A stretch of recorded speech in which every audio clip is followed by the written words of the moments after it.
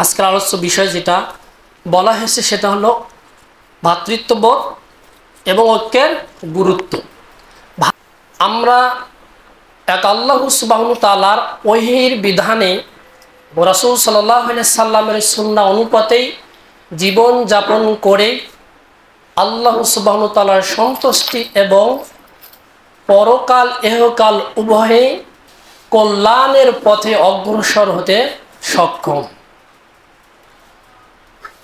যদি রাসূল সাল্লাল্লাহু আলাইহি সাল্লামের সুন্নাত এবং আল্লাহ সুবহানাহু ওয়া তাআলার বিধানকে বাদ দিয়ে অন্য কোনো বিধিবিধান মেনে নেই, তাহলেই অশান্তির হাট বাজার শুরু হয়ে যাবে। ঘরে বাহিরে হাট বাজারে অফিস আদালতে প্রত্যেকটা জায়গাতেই দেখা যাবে বিশৃঙ্খলা, শান্তি থাকবে না, অস্থির বোধ এবং সম্মানহানি, এগুলো সর্বপর্যায়ে স্থিতিশীল রাখতে এবং সুশৃঙ্খল রাখতেই একমাত্র আল্লাহ সুবহানাহু ওয়া তাআলার বিধানেই যথেষ্ট। তো সেদিকে লক্ষ্য রেখে আমরা যে মুসলিম, আমাদের অনেক দায়িত্ব। আমরা পরস্পর কাঁধের সাথে কাঁধ, কথার সাথে কথা রেখেই আমরা ইসলামের প্রত্যেকটি কাজ করার জন্য আগ্রহী হব এবং সেটা সম্পূর্ণ করব ইনশাআল্লাহ। তো সেদিকে আমরা মুসলিম, আমাদের ঈমান আমলের অনেকগুলো দিক রয়েছে যেগুলো মাধ্যমে আমরা আমাদের নেকি অর্জন করতে পারি, কিন্তু এই নেকিগুলো ধরে রাখতে হবে।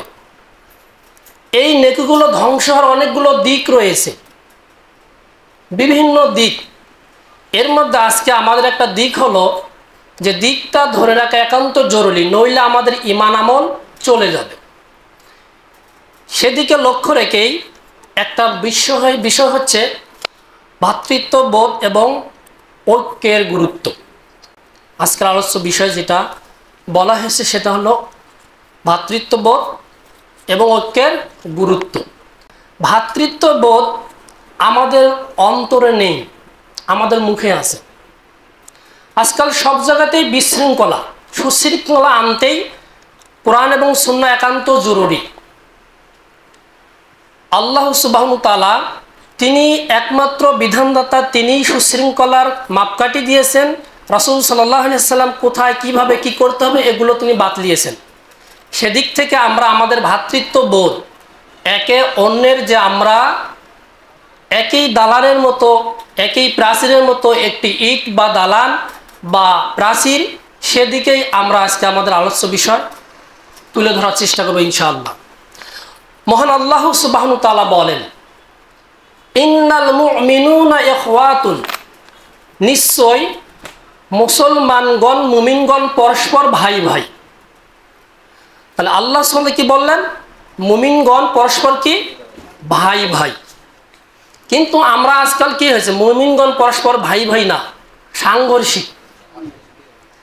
প্রত্যেকটা জায়গাতেই সাংঘর্ষিক দেখতে পাই। এক হুজুর আরেক হুজুরের বিরুদ্ধে বলে, এক হুজুর আরেক হুজুরের ফতোয়া দিয়ে কাফের, মুনাফিক, ফাসেক, জাহেল, মিথ্যাবাদী অসংখ্য গালিগালাজে আমরা লিপ্ত হয়ে আছি। অফিস আদালতে দেখবেন এক কর্মচারী আরেক কর্মচারীর বিরুদ্ধে লেগে আছে। কিন্তু এই মুমিন শব্দ আল্লাহ সুবহানাহু ওয়া তাআলা বলছে ইন্নাল মুমিনিনা ইখওয়াতুন, মুসলমানগণ ভাই ভাই। এই মুসলমানগণ ভাই ভাই, এই ভাই ভাই দ্বন্দ্ব লাগতে পারে কি পারে না? অবশ্যই লাগতে পারে। এই দ্বন্দ্ব লাগা, এটাকে কি করতে হবে? দ্বন্দ্ব লেগেই রাখতে হবে, নাকি এটাকে সুশৃঙ্খল করতে হবে, মীমাংসা করতে হবে? মীমাংসা করতে হবে। মানে আল্লাহ সুবহানাহু বলেন, এই পরস্পর মুমিনগণের মধ্যে যদি দ্বন্দ্ব লেগে যায়, ফাসলিহু বাইনা আখওয়াইকুম, তাহলে তোমাদের ভাইদের মধ্যে সেটা মীমাংসা করে দাও, সংশোধন করে দাও। ওয়াত্তাকুল্লাহ লাল্লাকুম তুরহামুন, আর আল্লাহকে ভয় করো। আর যদি তোমরা আল্লাহকে ভয় করে মুমিনদের মাঝে, তোমরা ভাই ভাইয়ের মাঝে যদি দ্বন্দ্ব না রেখে মীমাংসা আপোষ করে নাও, কাদের সাথে কাঁধ, কথার সাথে কথা মিলিয়ে যদি চলতে পারো, তাহলেই তোমরা কি করতে সফল কাম হবে। সুবহানাল্লাহ ওয়া বিহামদিহি। যদি আমরা মুমিনরাই বিশৃঙ্খলা হয়ে যাই, আমরা যুদ্ধে যাব, আমরা ইবাদত বন্দেগি যাব, অন্য দেশের সাথে লড়বো, পারবো না, সব জায়গাতেই হেরে যাব। এজন্যই আমরা নিজেরাই যদি শক্ত প্রাচীরের মতো গড়ে উঠতে পারি, তাহলে আমাদের পরিবার, আমাদের সমাজ, আমাদের রাষ্ট্র, সব জায়গাতে আমাদের সম্মান, শাওকত, ইজ্জত সবকিছুই অটল থাকবে। তো আল্লাহ সুবহানাহু ওয়া তাআলা এই মুমিনদেরকে ভাই ভাই বলছেন, আর কিন্তু আমরা ভাই ভাই শব্দটাকে মুখে নিয়েছি, অন্তরে নাই। আড়াল হলেই একজন আরেকজনের পিছনে আমরা লেগে যাই। আল্লাহ সুবহানাহু ওয়া তাআলা এই মুমিনদেরকে ইন্ডিকেট করে কোরআনুল কারিমে অনেক জায়গায় বলছেন, যেন আমরা বিচ্ছেদ না হয়ে যাই, পরস্পরের মধ্যে আমাদের জন্য কোনো দ্বন্দ্ব না থাকে। এই কথা আল্লাহ সুবহানাহু আরেক জায়গায় বলা, তাসিমু হাবলিল্লাহি জামিআ ওয়ালা তাফাররাকু, যে তোমরা আল্লাহ সুবহানাহু ওয়া তাআলার ওহী বিধানকে পরস্পর একত্রিত হয়ে শক্তভাবে আঁকড়ে ধরো এবং তোমরা পরস্পর বিচ্ছিন্ন হয়েও না। তাহলে আমরা পরস্পরেই বিচ্ছিন্ন হয়ে আছি। আজকে আলেম ওলামা, আমরা ইমানদার দাবিদার, ফতোয়া, আমাদের ইবাদত বন্দগি সবটাকেতেই আমাদের সাংঘর্ষিক। আমরা হুজুর হয়ে আরেকটা বলি, অন্য হুজুর আরেকটা বলে, বড় হুজুর আরেকটা বলে, ছোট হুজুর আরেকটা বলে, এবং হাজি সাহেব আরেকটা বলে, সমাজের মৌলবী সাহেব, দরবেশ সাহেব আরেকটা বলে। এই সাংঘর্ষিকটা আমাদের থেকেই যাচ্ছে। কিন্তু আল্লাহ সুবহানাহু ওয়া তাআলা কি বলছেন, যে তোমরা পরস্পর এক হয়েই আল্লাহ সুবহানাহু বিধানকে আঁকড়ে ধরো, পরস্পর বিচ্ছিন্ন হয়েও না। আমরা শুধু কিবলার দিকে এক হই, যখন সালাত দেখব কিবলা আমাদের এক মেনে নিলাম, এবং কোরআনুল কারিম আমাদের একটি গ্রন্থ মেনে নিলাম, মুহাম্মদ সাল্লাল্লাহু আলাইহি ওয়াসাল্লাম আমাদের নবী এবং রাসূল, এটা আমরা মেনে নিলাম, এবং আমাদেরকে হজের স্থান হিসেবে মক্কা মদিনায় যেতে হবে মেনে নিলাম, এবং আমাদেরকে 5 ওয়াক্ত সালাত, এই বিভিন্ন মৌলিক যে ইবাদত বন্দগির স্তর আছে এগুলোর সাথে আমরা মেনে নেই। কিন্তু তা সত্ত্বেও একজন আরেকজনকে আমরা দেখতে পাই না, এবং সামান্যতে লাগলেই আমরা আরেকজনের সাথে কথা বলি না, কথা বলা বন্ধ করে দিই। এমনটা করা যাবে না। মুসলমান ভাই ভাই যা হবে এতে আপোষ করে নিতে হবে। যদি আমরা এগুলো না করি, আপোষ করে না নেই, ক্ষোভ করে থাকি, এই ক্ষোভ করা ইসলামে নিষিদ্ধ আছে। একজন মুসলমান আরেকজন মুসলমানের সাথে 3 দিন শরীয়তের কোনো বিধান ছাড়া কথা না বলে থাকতে পারবে না। একথা রাসূল সাল্লাল্লাহু আলাইহি ওয়াসাল্লাম বলছেন, ওয়ালা ইয়াহিল্লু লিল মুসলিমিন আইয়াহজিরু আখাহু ফাওকা সালাসাতিন। একজন মুসলমান আরেকজন মুসলিমের সাথে সে 3 দিন কথা না বলে থাকতে পারবে না, তার জন্য সেটা বৈধ নয়। কিন্তু আমাদের জন্য হাজারো দিন চলে যাচ্ছে কথা না বলে আমরা রয়েছি।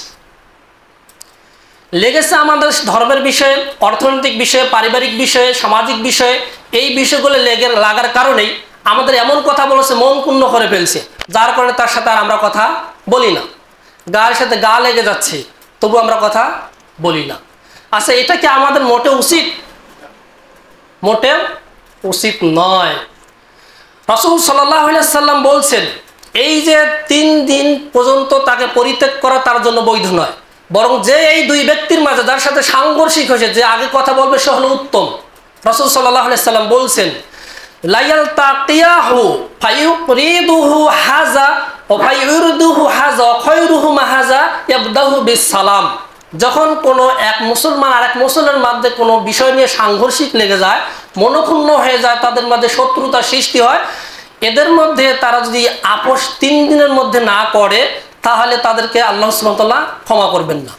এবং সেই সাথে এই বাক্যে রাসূল সাল্লাল্লাহু আলাইহি ওয়াসাল্লাম বলছেন যে ওই ব্যক্তি, যে ব্যক্তি আগে তাকে সালাম দিল, সাংঘর্ষিক ব্যক্তি, যার সাথে কথার কাটাকাটি হয়েছে, যার সাথে শত্রুতা রয়েছে, যার সাথে হিংসা রয়েছে, তাকে কি এই 2 জনের মধ্যে যে আগে সালাম প্রদান করবে সে হলো তাদের মধ্যে উত্তম। এই উত্তম হতে পারবো যদি আমরা কি করি, এই 3 দিনের বেশি কথা না বলে থাকি, তাহলে আমাদের ভয়াবহতা হচ্ছে কি আল্লাহ সুবহানাহু আমাদের ক্ষমা করবেন না। আমরা প্রত্যেকেই মুসলিম হিসেবে আল্লাহ সুবহানাহু নিকট ক্ষমা চাই, চাই কি চাই না? অবশ্যই চাই। রাসূল সাল্লাল্লাহু আলাইহি ওয়াসাল্লাম বলেন যে তুফতাহু আবওয়াবুল জান্নাতি ইয়াউমাল ইসনাই ওয়াল খামসিহি। অবশ্যই জান্নাতের দরজাসমূহ বৃহস্পতিবার এবং শুক্রবারের দিন খোলা হয়। কয়দিন খোলা হয়? 2 দিন। সপ্তাহে 2 দিন আল্লাহ সুবহানাহু ওয়া তাআলা কি করেন? জান্নাতের দরজা খুলে দেন। এর মধ্যে একদিন হচ্ছে বৃহস্পতিবার, আর একদিন হলো কি বার? সোমবার। এটা শব্দটা হচ্ছে ভুল হয়েছে। ওয়াল খামসিহি, এটা হলো বৃহস্পতিবার। একটা হলো সোমবার আর একটা হলো বৃহস্পতিবার। এই দুই দিনে কি করেন? আল্লাহ সুবহানাহু ওয়া তাআলা জান্নাতের দরজাসমূহ খুলে দেন। ফায়াগফিরু লিকুল্লি আবদিন, আল্লাহ সুবহানাহু ওয়া তাআলা ওই দিনে সব বান্দাকেই ক্ষমা করেন। তাদের শর্ত আরেকটা জুড়ে দিয়েছেন আল্লাহ সুবহানাহু ওয়া তাআলা, লা ইউশরিকু বিল্লাহি শাইআন, যদি ওই ব্যক্তিরা আল্লাহ সুবহানাহু ওয়া তাআলার সাথে শিরক করে না থাকেন, তাহলে আল্লাহ সুবহানাহু ওয়া তাআলা ওই বৃহস্পতিবার এবং সোমবারে কি করবেন? ওই বান্দাদেরকে ক্ষমা করবেন, যে বান্দারা আল্লাহর সাথে অন্য কাউকে অংশীদার স্থাপন করেননি। আরেকটা রাসূল সাল্লাল্লাহু আলাইহি সাল্লাম বলছেন, ইন্না হাযা রাজুলান কানাত বাইনাহু বাইনা আকিহি সুফাহাউ, যে ব্যক্তি তার মুসলমান ভাইয়ের সাথে ক্ষোভ করে, হিংসামো করে, শত্রুতা করে, তার ক্ষতি করার কারণে, তাকে ধ্বংস করার লক্ষ্যে, তাকে অপমান করার লক্ষ্যে, তার সম্পদ হরণ করার লক্ষ্যে যদি তার সাথে কি করে? হিংসামো করে, তার সাথে কথাবার্তা না বলে, তাহলে আল্লাহ সুবহানাহু ওয়া তাআলা তাহলে ওই ব্যক্তিদেরকে ক্ষমা করে দেন না। তাহলে অন্যের সাথে শত্রুতা করা কি ক্ষতি? আল্লাহ সুবহানাহু ওয়া তাআলা আমাদের কি করবেন না? ক্ষমা করবেন না। এই ধরনের আমাদের অনেকের মাঝে আছে, শতকরা 95 জন ব্যক্তির মাঝে এইটা পাওয়া যাবে, যারা অন্যের প্রতি ক্ষোভ করে থাকেন, অন্যের প্রতি হিংসা করে থাকেন। বরং আল্লাহ সুবহানাহু ওয়া তাআলা কি করেন? রাসূল সাল্লাল্লাহু আলাইহি ওয়াসাল্লাম ফায়াকুলু আনজুরু হাযাইনা হাত্তা ইয়াসতালিহা, তখন আল্লাহ সুবহানাহু ওয়া তাআলা ফেরেশতাদেরকে বলেন যে এদেরকে সুযোগ দাও, যতক্ষণ না তারা দুজনে আপোষ করে নেয় ততক্ষণ পর্যন্ত তাদেরকে ক্ষমা করে দেওয়া যাবে না। যদি ওই মুসলিম পরস্পর তারা আপোষ করে নেয়, পরস্পর তারা মিশে যায়, মিলে যায়, কাদের সাথে গাদ, কথার সাথে কথা মিলে ইসলামের বিধিবিধান মেনে নেয়, তাহলে আল্লাহ সুবহানাহু ওয়া তাআলা তাদেরকে কি করে দেন? ক্ষমা করে দেন। সহিহ মুসলিমের বর্ণনা, রাসূল সাল্লাল্লাহু আলাইহি সাল্লাম বলছেন, এক ব্যক্তি তার দ্বীনী ভাইয়ের জন্য সাক্ষাৎ করতে এক গ্রাম থেকে আরেক গ্রামে চলে যাচ্ছেন। প্রতিমত আল্লাহ সুবহানাহু ওয়া তাআলা একজন ফেরেশতা পাঠিয়ে দিলেন এবং তাকে জিজ্ঞাসা করলেন যে তুমি কোথায় যাচ্ছ? বলছে আমি অমুক গ্রামে আমার দ্বীনী ভাইয়ের কাছে সাক্ষাৎ করতে যাচ্ছি। তখন ফেরেশতা তাকে প্রশ্ন করলেন, কোনো তোমার অবদান সেখানে রয়েছে কিনা, কোনো প্রাপ্য পাবে কিনা, কোনো দুনিয়াবি কোনো লাভ পাওনা চাহিদা আছে কিনা, কোনো উদ্দেশ্য আছে কিনা, ইসলাম ছাড়া, আল্লাহ সুবহানাহু ওয়া তাআলার সন্তুষ্টি ছাড়া? তখন ওই ব্যক্তি বলছে, না, এক আল্লাহ এবং রাসূলের সন্তুষ্টি ছাড়া, ইসলামের কোনো নিয়ম নিয়ম ছাড়া, এক আল্লাহ সুবহানাহু ওয়া তাআলার ভালোবাসার স্বার্থ ছাড়া অন্য কোনো স্বার্থ নিয়ে আমি তার সাথে দেখা সাক্ষাৎ করতে যাচ্ছি না। তখন ওই ফেরেশতা বললেন যে আল্লাহ সুবহানাহু ওয়া তাআলা আমাকে পাঠিয়ে দিয়েছেন এজন্যই যে আল্লাহ সুবহানাহু ওয়া তাআলা তোমাকে ভালোবাসে, যেমনটি ভালোবাসে তুমি বিনা স্বার্থে এক আল্লাহ সুবহানাহু ওয়া তাআলার সন্তুষ্টির জন্য তোমার দ্বীনী ভাইকে, সুবহানাল্লাহ বিহামদিহি, তেমনি ভাবে আমাকেও নির্দেশ করা হয়েছে আমি যেন তোমাকে ভালোবাসি। অন্য বর্ণনা এসেছে যখন আল্লাহ সুবহানাহু ওয়া তাআলা কোনো ব্যক্তিকে ভালোবাসেন তখন আসমানের ফেরেশতাদেরকে বলে দেওয়া হয় যে তোমরা সবাই ওই দুনিয়াবাসী, ওই আসমানবাসী ওই ব্যক্তিকে ভালোবাসো, কারণ আল্লাহ সুবহানাহু ওয়া তাআলা ওই ব্যক্তিকে ভালোবাসেন। যখন আসমানবাসী, দুনিয়াবাসী ওই ব্যক্তিকে ভালোবাসবে তখন পৃথিবীর কোনো ব্যক্তি তার আর কোনো ক্ষতি করতে পারবে না। সম্মানীয় উপস্থিতি, আল্লাহ সুবহানাহু ওয়া তাআলা এই পরস্পর ভ্রাতৃত্ব এবং ভালোবাসা, পরস্পর লেনদেন, পরস্পর সামঞ্জস্যশীল, পরস্পর সুশৃঙ্খলা, শান্তি বজায় রাখার জন্য কোরআনুল কারীম এবং রাসূল সাল্লাল্লাহু আলাইহি সাল্লামের কে মাধ্যমে অনেকগুলো দৃষ্টান্ত পেশ করেছেন। এই আমরা মুসলমানগণ পরস্পর একেবারে মজবুত প্রাচীরের মতো, যা রাসূল সাল্লাল্লাহু আলাইহি সাল্লাম বলছেন, আল মুমিনু লিল মুমিনি মিন কাল বুনিয়ানি ইয়াসুদ্দু বাদুহু বাদান, এক মুসলমান আরেক মুসলমান এমনটা প্রাচীরের মতো, যেমনটা প্রাচীর, যেমনটি দালাল পূর্ণাঙ্গ সব ইট দিয়ে গঠিত, সুবহানাল্লাহ বিহামদিহি, যেমনটি একটি ইট আরেকটি ইটের সাথে লাগিয়ে মজবুত শক্ত করে প্রাচীর তৈরি করা হয়, তেমনি ভাবে একজন মুমিন আরেকজন মুমিন শক্ত প্রাচীরের মতো। কারণ একজন মুমিনের সমস্যা হলে আরেকজন মুমিন কখনো বসে থাকতে পারে না। একজন মুমিন অসুস্থ হলে আরেকজন মুমিন সে চায়ে চায়ে দেখতে পারে না, তার অসুস্থতার জন্য কি করে সুস্থতা আনা যায়, কি করে তার সেবা করা যায় সেদিকে অগ্রসর হবে। এটাই হলো মুমিনের বৈশিষ্ট্য। কিন্তু আমরা আজকাল কোনো ভাই যদি আমাদের ক্ষতিগ্রস্ত হয়, বরং উল্টো কি করে তাকে ধ্বংস করা যায়, কি করে পুরনো ক্ষোভ তোলা যায়, কি করে তাকে দমিয়ে দেওয়া যায়, কি করে তাকে লাঞ্ছিত অপমানিত করা যায়, সেই পদক্ষেপে আমরা করে থাকি। বরং এটা নেহাত কাজ। সম্মানিত উপস্থিতি, রাসূল সাল্লাল্লাহু আলাইহি সাল্লাম বলেছেন, আল মুসলিমুনা কারাজুলিল ওয়াহিদিন, একজন মুসলমান একটা ব্যক্তির ন্যায়, একজন মুসলমান একটা ব্যক্তির ন্যায়, যেমন একটা ব্যক্তির আনিস্তাক আইনাহু, তার চোখটা অসুস্থ হয়ে গেল, তার চোখে কিছু পড়ে গেল, তার চোখটা খসখসাচ্ছে, তার চোখটা অসুস্থ হয়ে যাচ্ছে, যার কারণে সে কি হয়েছে, আস্তাকা কুল্লুহু, তার পুরো দেহের জন্য যন্ত্রণা শুরু হয়ে গেছে, অস্থির বোধ শুরু হয়ে গেছে। তেমনি ভাবে একজন মুসলমান আর এক মুসলমানের অসুস্থতার মধ্যে এমনটা বোধ করবে, তাহলেই সে প্রকৃত মুসলমান। রাসূল সাল্লাল্লাহু আলাইহি সাল্লাম আর বলছেন, ইনিস্তাকরাসাহু, যখন তার মস্তিষ্ক ব্যথা শুরু হয়ে যায়, মাথা ব্যথা শুরু হয়ে যায়, মাথার অসুস্থতা এসে যায়, তখন সে মনে করে আস্তাকা কুল্লুহু, আমার পুরো শরীর যেন অসুস্থ হয়ে গেছে। তেমনি ভাবে একজন মুসলমান যখন অস্থির বোধ করবে, বিপদের সম্মুখীন হবে, যখন সে হিমশিম খাবে, যখন সে নিজের নিরাপত্তা খুঁজে পাবে না, যখন তার জানমালের নিরাপত্তা খুঁজে পাবে না, যখন নিজেকে সংকট মনে করবে, তখনই আর এক মুসলমান তার নিকট এগিয়ে যাবে।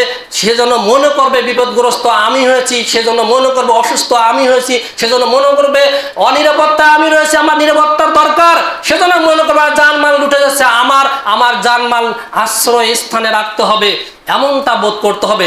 বরং আজই যদি রাস্তার মধ্যে এক ভাই অ্যাক্সিডেন্ট করে, তাহলে আমরা কতক লোক যায় তার পকেট খোঁজা শুরু করে দেবো, মোবাইল নেওয়া যায় কিনা, তার পকেটে কি পরিমাণ টাকা আছে সেটা আত্মসাৎ করা যায় কিনা। বরং আমাদের উচিত কি, সেখানে অগ্রসর হয়ে তার সেবা যত্ন করা, সে কেউ কোথায় আঘাত পালো, তার মান সামানা এগুলোর হেফাজত করা। কিন্তু আজকাল এগুলো নেই। সম্মানিত উপস্থিতি, রাসূল সাল্লাল্লাহু আলাইহি সাল্লাম মুসলিমদের ভালোবাসা, মুসলিমদের মধ্যে ভ্রাতৃত্ববোধ, মুসলিমদের মধ্যে একতা বোধ, এগুলো বজায় রাখার জন্য যথেষ্ট পরিমাণ প্রেশার ক্রিয়েট করেছেন। যদি আমরা এই ছিন্নতা আনি, পরস্পরের মধ্যে বিভেদ সৃষ্টি করে দেই, একে অন্যের হিংসা ক্ষতি করি, তাহলে আমাদের ঈমান থাকবে না। বরং রাসূল সাল্লাল্লাহু আলাইহি সাল্লাম বলছেন, লা ইউমিনু আহাদুকুম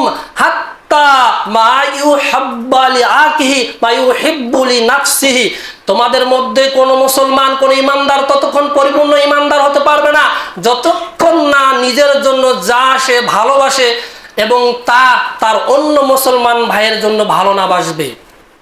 আমরা নিজে পছন্দ করি সুস্থ থাকি, নিজে পছন্দ করি ভালো খাই, নিজে পছন্দ করি ভালো পদমর্যাদা পাই, নিজে পছন্দ করি শান শওকত মান মর্যাদা সবকিছু অটল থাক, আমার সব জায়গাতে আমার কর্তৃত্ব থাক, আমার শান শওকত সব জায়গাতেই অটল থাক, এগুলো আমরা নিজেরা যেমনি ভাবে চাই এবং অন্য মুসলমানেরও এগুলো চাইতেই হবে। যদি না চাই তাহলে আমরা ইমানদার হতে পারবো না, তাহলে আমাদের ঈমান থাকবে না। রাসূল সাল্লাল্লাহু আলাইহি সাল্লাম বলছেন, দেখো তোমরা মুসলমান না, লা তাহসাদু, কখনোই হিংসা করবেন না, ওয়ালা তানাজাসু, তোমরা একেবারে অন্যের পিছনে লেগে তার দোষ ত্রুটি খোঁজাখুঁজি শুরু করবে না, ওয়ালা তাবাগাদু, তোমরা তার পশ্চাতে এবং সামনে শত্রুতা করবে না, ওয়ালা তাদাবারু, এবং তোমরা গোপনে গোপনে সমালোচনা করে বৈঠক করে তার শত্রুতার জন্য, তার মানহানির জন্য, ক্ষতির জন্য কোনো পদক্ষেপ নিও না। এমনকি তোমার এক মুসলমান ভাইয়ের নিকট যখন তোমরা চলে যাবে ক্রয় বিক্রয়ের জন্য, তখন অন্য মুসলমান যদি ক্রয় বিক্রয় করতে চায়, তাহলে তাকে দমিয়ে তোমরা সেই জিনিসটাকে ক্রয় বিক্রয় করো না।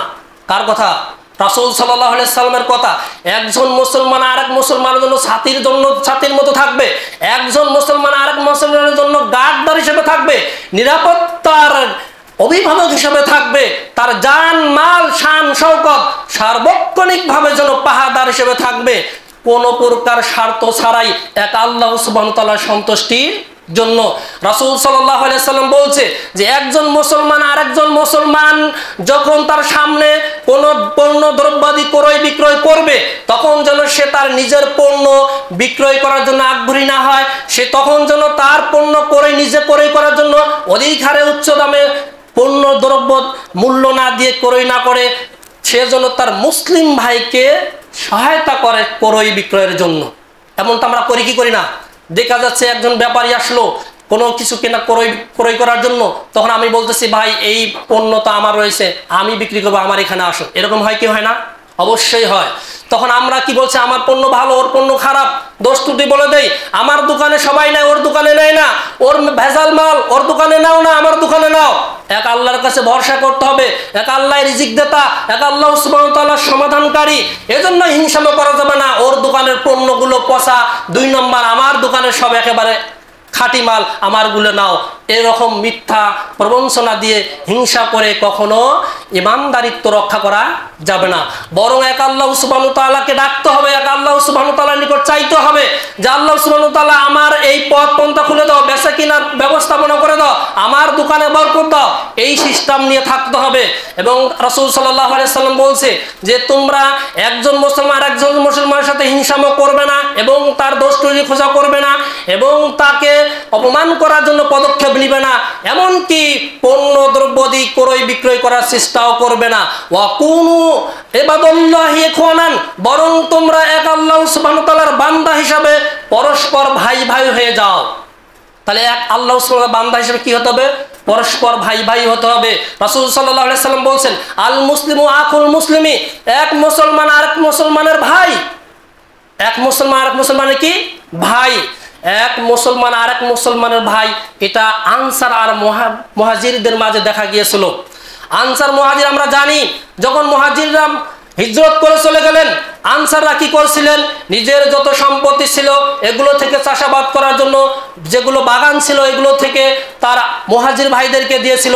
নিজেদের যে বাসস্থান ছিল সেগুলো তার মুহাজির ভাইদেরকে দিয়েছিল, এবং নিজেদের যে জমি, স্ত্রী ছিল সেগুলো তারা ছেড়ে দিয়েছিল তাদের দিনী ভাইদের জন্য। কিন্তু আজকাল আমরা দিনী ভাইদেরকে নিজের সম্পদ এবং অর্থ সম্পদ, স্ত্রী, পরিবার এগুলো তো দেওয়া দূরের কথা, তাদের আমরা উল্টোভাবে পিছনে লেগে অপমানজনক কথা বলি এবং ক্ষতি করার জন্য পদক্ষেপ গ্রহণ করি। তার যতটুকু সম্পদ আছে সেটা ছিনিয়ে নেওয়ার প্রচেষ্টা চালাই, তাকে সম্পদ দেওয়া তো দূরের কথা। এগুলো থেকে আমাদেরকে অবশ্যই বিরত থাকতে হবে। যদি না থাকি, এর ভয়াবহতা ভীষণ রয়েছে, সেটা সামনে আসতেছে। রাসূল সাল্লাল্লাহু আলাইহি সাল্লাম বললেন যে তোমরা এক মুসলমান আরেক মুসলমানের ভাই, তাহলে তোমাদের দায়িত্ব কি? রাসূল সাল্লাল্লাহু আলাইহি সাল্লাম বলছেন লা ইয়াজলিমুহু, তোমরা এক মুসলমান আরেক মুসলমানের ভাই হয়ে একজন আরেকজনের উপর কখনো অত্যাচার করবে না, একজন আরেকজনের উপর কখনো জুলুম করবে না। ওয়ালা ইয়াখজিলুহু, তোমরা আরেকজন আরেকজনকে কখনো অপদস্থ করবে না, অপমান করবে না, কেননা তোমরা পরস্পর ভাই ভাই। রাসূল সাল্লাল্লাহু আলাইহি সাল্লাম আবার বললেন ওয়ায়াকরিহু, এবং তার ক্ষতি করার জন্য, তাকে হ্যাস্ত করার জন্য, হ্যাঁ করার জন্য, তুচ্ছ করার জন্য লাগিয়ে পড়বে না। রাসূল সাল্লাল্লাহু আলাইহি সাল্লাম বললেন এরপর যে দেখো আত্তাকওয়া হুনা, তোমাদের আল্লাহ ভীতি এখানেই থাকে, তোমাদের আল্লাহ ভীতি এই অন্তরেই থাকে। এ বলে রাসূল সাল্লাল্লাহু আলাইহি সাল্লাম বলেন ওয়াইশিরুহু ইলা সাদরিহি সালাসা মাররাতিন, 3 বার তিনি তার বক্ষের প্রতি আঘাত করলেন যে তাকওয়া এখানেই। এ কথা বলে রাসূল সাল্লাল্লাহু আলাইহি সাল্লাম বোঝাতে চাচ্ছেন তোমার মুসলমান ভাইকে অপমান করবে না, তোমার মুসলমান ভাইকে অপদস্থ করবে না, তোমার মুসলমান ভাইকে লাঞ্ছিত করবে না, তোমার মুসলমান ভাইয়ের অর্থ সম্পদ লুটিয়ে নেওয়ার জন্য কোনো পদক্ষেপ গ্রহণ করবে না, তার উপর কোনো প্রকার জুলুম করবে না। একথা রাসূল সাল্লাল্লাহু আলাইহি সাল্লাম বোঝাচ্ছেন। এবার রাসূল সাল্লাল্লাহু আলাইহি সাল্লাম আবার বললেন যে তাকওয়া তো এখানেই রয়েছে, আরো বিশেষ করে জেনে নাও বিহাসবিহি আমরিন আইয়া শিররহা ইয়াকিরু, যে দেখো তোমাদের মধ্যে কোনো ব্যক্তি, তোমাদের মধ্যে কোনো মুসলমান নিকৃষ্ট মন্দ হওয়ার জন্য এতটুকুই যথেষ্ট যে আল মুসলিমুল আখু, তার মুসলমান ভাই, এর জন্য আল মুসলিমু ও কুল্লুল মুসলিমি আলা হারামুন, এক মুসলমান আর এক মুসলমানের জন্য তার জন্য হারাম হয়ে যাবে, তার জন্য হারাম হয়ে যাবে। ওয়াদামুহু ওয়া মালুহু ওয়া ইরদুহু, এবং তাকে হত্যা করা এবং তার অর্থ সম্পদ লুটিয়ে নেওয়া, এমনকি তার ইজ্জতের হানি করা তার জন্য হারাম হয়ে যাবে। যদি কোনো ব্যক্তি তার ইজ্জত হানি করে, যদি কোনো ব্যক্তি তার সম্পদ লুটিয়ে নেয়, যদি কোনো ব্যক্তি তাকে হত্যা করে, তাহলে সে তোমাদের মাঝে নিকৃষ্ট ব্যক্তি। এ কথা কে বলছেন? রাসূল সাল্লাল্লাহু আলাইহি সাল্লাম বলছেন। তাহলে তোমাদের মধ্যে সেই ব্যক্তি নিকৃষ্ট ব্যক্তি। এজন্যই আমাদের পরস্পর সম্পর্ক অটল রাখার জন্য একজন আরেকজনের ছায়াদার হওয়া জরুরি। যদি আমরা না হই তাহলে আমাদের মধ্যে বিভেদ, আমাদের মধ্যে বিশৃঙ্খলা, অশান্তি সৃষ্টি হয়ে যাবে। রাসূল সাল্লাল্লাহু আলাইহি সাল্লাম বলছেন যে তোমরা যদি পরস্পর ভালোবাসা এবং ভ্রাতৃত্ববোধ রাখতে পারো তাহলে তোমাদের জন্য আল্লাহ সুবহানাহু ওয়া তাআলা সুসংবাদ দিচ্ছেন। কেননা আল্লাহ সুবহানাহু ওয়া তাআলা কিয়ামতের মাঠে বলবে ইন্নাল্লাহা ইয়াকুলু ইয়াউমাল কিয়ামাতি আইনা মুতাহাব্বুনা বিল জালালিল, যে আল্লাহ সুবহানাহু ওয়া তাআলা কিয়ামতের মাঠে বলবে ওহে মুসলমানরা, ইমানদাররা, যে তোমরা পরস্পরকে ভালোবেসেছিলে, তোমরা পরস্পরের নিরাপত্তার জন্য অভিভাবক হয়েছিলে এক আল্লাহ সুবহানাহু ওয়া তাআলার জন্য। আল ইয়াউমা আজলুহুম ইল্লা জিল্লি, তোমরা শুনে রাখো আজকে কোনো ছায়া নেই, আজকে কিয়ামতের কোন মাঠে কোনো ছায়া নেই। লা জিল্লা ইল্লা জিল্লিহি, যে একমাত্র আল্লাহ সুবহানাহু ওয়া তাআলার ছায়া ব্যতীত আর কোনো ছায়া নেই। যদি তোমরা আল্লাহ সুবহানাহু ওয়া তাআলার সন্তুষ্টির জন্য আরেকজনকে ভালোবেসে থাকো তাহলে তোমরা আজ আসো আমার এই ছায়া গ্রহণ করো। সুবহানাল্লাহ বিহামদিহি। রাসূল সাল্লাল্লাহু আলাইহি সাল্লাম বলছেন তোমরা তোমাদের অন্তরগুলোকে প্রশস্ত রাখো, তোমাদের অন্তরগুলোকে পরিষ্কার রাখো, তোমাদের আমলগুলোকে স্বচ্ছ রাখো। কেননা তোমাদের আমল অন্তর আল্লাহ সুবহানাহু ওয়া তাআলা দেখবেন, বরং আল্লাহ সুবহানাহু ওয়া তাআলা তোমাদের এই চেহারা, তোমাদের ধন সম্পদ দেখবেন না। ইন্নাল্লাহা ইয়ানজুরু বিসুউরি ওয়া আমওয়ালুহুম, আল্লাহ তোমাদের চেহারা এবং ধন সম্পদ দেখবেন না, বরং কি দেখবেন? আল্লাহ কিল্লা ইয়ানজুরু ইলা কুলুবিহিম ওয়া আমালুহুম, আল্লাহ সুবহানাহু ওয়া তাআলা বরং তোমাদের অন্তর দেখবে, যে অন্তর কার জন্য প্রতিবাদে আছে, কার জন্য ধ্বংস করার জন্য পরিকল্পনা করে আছে, কার ক্ষতি করার জন্য, শত্রু করার জন্য প্ল্যান করে আছে, এটা আল্লাহ সুবহানাহু ওয়া তাআলা দেখবেন। কার উপকার করার জন্য হাত তোমার অগ্রসর হচ্ছে, কার উপকার করার জন্য তোমার মস্তিষ্ক চিন্তাধারা করতেছে, কার উপকার করার জন্য তোমার দুপা চলতেছে, এগুলো কে দেখবেন? আল্লাহ সুবহানাহু ওয়া তাআলা দেখবেন। কোন ভালো আমল করেছি না করেছি এগুলো আল্লাহ সুবহানাহু ওয়া তাআলা দেখবেন। এমনকি রাসূল সাল্লাল্লাহু আলাইহি সাল্লাম বলছেন আমরা যদি একজন আরেকজন মুসলমানের ক্ষতি করি তাহলে কিয়ামতের মাঠে আমাদের অবস্থা খুবই কঠিন। রাসূল সাল্লাল্লাহু আলাইহি সাল্লাম বলছেন আতাদরুনা মাল মুফসিদু, তোমরা কি অভাবী লোক সম্পর্কে জানো? সাহাবী কেরাম বললেন আল মুফসিদু ফিনা মান লা দিরহামা লাহু ওয়ালা মালাহু, আমাদের মধ্যে অভাবী ব্যক্তি সেই যার টাকা অর্থ সম্পদ কিছুই নেই। রাসূল সাল্লাল্লাহু আলাইহি সাল্লাম বললেন না, বরং তোমাদের আল মুফসিদু মিন উম্মতি ইয়াউমাল কিয়ামাতি ইয়াতি বিসসালাতিন ওয়াস সায়ামি ওয়াজ যাকাতিন, আমার উম্মতের মধ্যে কত ব্যক্তি আসবে কিয়ামতের মাঠে তারাই হবে অভাবী, বরং তাদের থাকবে সালাত, সিয়াম এবং যাকাত। ওয়াইতি কদ সাতামা হাজা ওয়া কযাফা হাজা ওয়া আকালা মালা হাজা ওয়া সাফা কদামা হাজা ওয়া দরাবা হাজা, ওই ব্যক্তিরা সালাত, সিয়াম, যাকাত নিয়ে আসবে, অথচ সারা তার দ্বীনি ভাইয়ের জন্য তার সম্পদ লুটে খেয়েছে, তার দ্বীনি ভাইকে গালি দিয়েছে, তার দ্বীনি ভাইকে অপদস্থ করেছে, তার দ্বীনি ভাইকে হত্যা করেছে, তার দ্বীনি ভাইকে আঘাত করেছে। তখন আল্লাহ সুবহানাহু ওয়া তাআলা কি করবেন? ফায়ুতলা মিন হাসানাতিহি, তখন তার থেকে আল্লাহ সুবহানাহু ওয়া তাআলা তার নেকগুলোকে নেবেন। অমিন হাজি হাসানাতিহি, এবং তার কাছে নেকগুলো নিয়ে যাকে অপমান করা হয়েছিল, যাকে হত্যা করা হয়েছিল, যার সম্পদ খাওয়া হয়েছিল, তার নেকিগুলো তাকে বিতরণ করে দিবে। এক পর্যায়ে কি হয়ে যাবে? মিন হাসানাতিহি ক্বাবলাহু আয়াকিরু আলাইহি মিন খাতায়াহুম ফাতুরিহাত, যখন এক পর্যায়ে তার নেকিগুলো শেষ হয়ে যাবে, যাকে অপমান করা হয়েছিল, হত্যা করা হয়েছিল, যার সম্পদ খাওয়া হয়েছিল, যাকে গালি দেওয়া হয়েছিল, তার গুনাহগুলো তার নিজের কাঁধে ধাপিত করে দেওয়া হবে। অপমানকারীর ব্যক্তির কাঁধে দেওয়া হবে, হত্যাকারীর ব্যক্তির কাঁধে দেওয়া হবে। এরপরে সুম্মা তুরিহা ফিন্নার, এক পর্যায়ে তার গুনার পরিমাণ বেড়ে যাবে, তাকে সেই গুনার পরিমাণ নিয়ে জাহান্নামে নিক্ষেপ করা হবে। সম্মানিত উপস্থিতি, আরেকটি হাদিস বলি, রাসূল সাল্লাল্লাহু আলাইহি ওয়াসাল্লাম বলেন লা তুআদ্দুল ফারাহুনা ইলা আহলিহা ইয়াউমাল কিয়ামা, কিয়ামতের মাঠে প্রত্যেক ব্যক্তির পাওনাদার বুঝিয়ে দেওয়া হবে। হাত্তা ইউকাদুলি সাতিল জলহাইহি ওয়া মিনাসাতিল করনাই, এমনকি একটি সিংগালা বকরি অসিংগালা বকরিকে গুঁতো মেরে থাকলে আল্লাহ সুবহানাহু ওয়া তাআলা সেই অসিংগালা বকরিকে শিং দিয়ে সেটা পরিশোধ করার চেষ্টা করবে।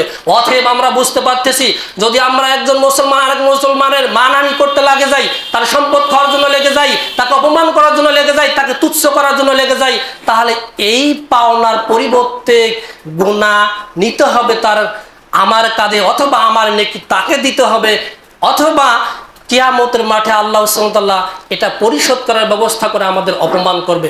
অতএব আমার কথা এখানেই শেষ। আমরা মুসলিম হিসাবে পরস্পর একে অন্যের মান সম্মান ইজ্জত রক্ষা করার আপ্রাণ চেষ্টা করব। যেমনিভাবে নিজের সুখ শান্তিতে থাকার চেষ্টা এবং ইচ্ছা পোষণ করি, ঠিক তেমনিভাবে আল্লাহ সুবহানাহু ওয়া তাআলার নিকট তারও মঙ্গল, তার কল্যাণ, তার সুখ শান্তির জন্য দোয়া করতে হবে। তাহলেই আমরা প্রকৃত ঈমানদার, অন্যথায় নয়। আসসালামু আলাইকুম ওয়া রাহমাতুল্লাহি ওয়া বারাকাতুহু।